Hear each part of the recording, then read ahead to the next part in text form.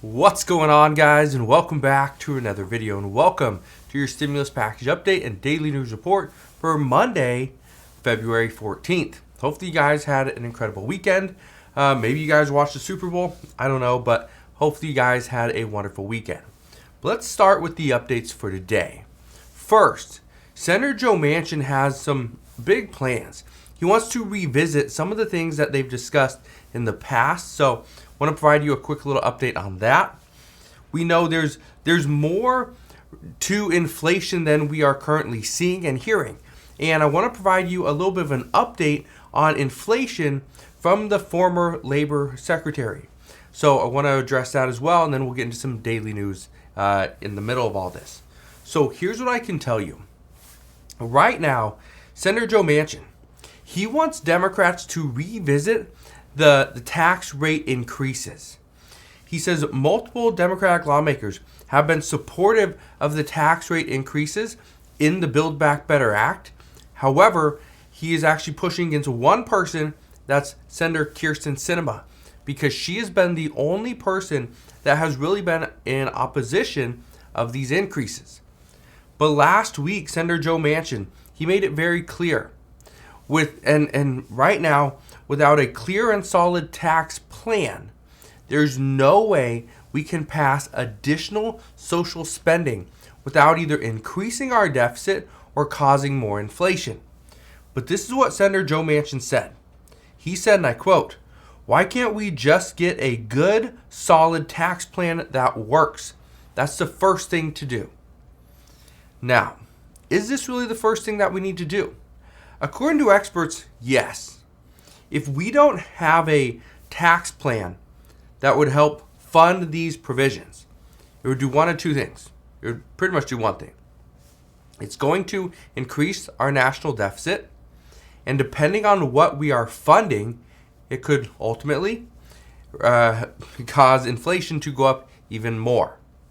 Now, Senator Joe Manchin, he wants to accomplish this by doing a few things. According to reports, he wants to raise the corporate tax rate to 25% from 21%. He wants to raise the top capital gains tax to 28%. And he also wants to increase taxes on private equity managers' carried interest income. Those are some of the things that he wants to do according to the reports this morning. Now, even though Kyrsten Sinema doesn't agree on the tax hikes here, again, she doesn't want to increase taxes everywhere because she says that's not needed. But she says that she does agree that raising revenue through taxing the very, very rich and also corporations is a very good idea. So here's what's currently on the line as of this morning. First, we have to come up with a way to pay for this bill. However we do that, don't know. But obviously it's going to be taxes. People are going to be paying more.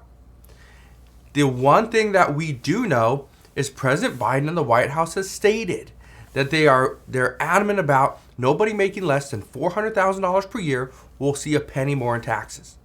That's the one thing we do know. Everything else is kind of up in the air. But here's what is currently on the line. Senator Joe Manchin says he would support tax incentives for reducing carbon emissions. He would support a program to lower the cost of prescription drugs. He would possibly include universal pre-K and healthcare subsidies. That's what we know is on the line. Okay? Here's the problem. As Senator Joe Manchin lays out his framework, his hard red lines, here's the issue. Progressives and other senators, they're looking at him and they're like, okay, well, he's getting what he wants. Now it's my turn to ask for what I want. And that's what's going to cause other delays and other issues. But we will see as we get there. But let's address the big issue. The big issue right now is inflation. And I want to address what the former Labor Secretary had to say this past week, because he made it very clear that we had a trade-off. We chose stimulus over additional unemployment. Now, here's what I mean. the United States, the federal government, Congress, they chose, let's provide stimulus to the American people. The Federal Reserve, stimulus to the economy. And they did this over seeing a higher unemployment rate, more people unemployed. Right? We saw millions and millions of Americans go unemployed for potentially weeks, if not months. Some have been unemployed for over 2 years, or very close to 2 years. That's the issue, is instead of seeing high unemployment, we had a trade-off of let's just provide more stimulus. Now that trade-off has resulted in higher inflation. Now, the former Labor Secretary went on to say that without the stimulus from the American Rescue Plan and other stimulus bills, we would have seen much more prolonged unemployment, and as a result, inflation wouldn't be as high, but our economy wouldn't have recovered either. That's the key. We saw stimulus, we saw unemployment payments, we saw child tax credit payments, we saw money go to state and local governments, rental assistance, nutrition assistance, so on and so forth. We received all this stuff. But the trade-off, which everybody should have known, would have been inflation. Looks like the only person that really called that was Sen Joe Manchin. Now, in hindsight, many experts believe that if we would have received the $2,000 stimulus checks in the beginning of the pandemic and not 1 year into the pandemic, and this is key because I know a lot of you guys have brought this up, but in hindsight, this would have contributed to transitory inflation.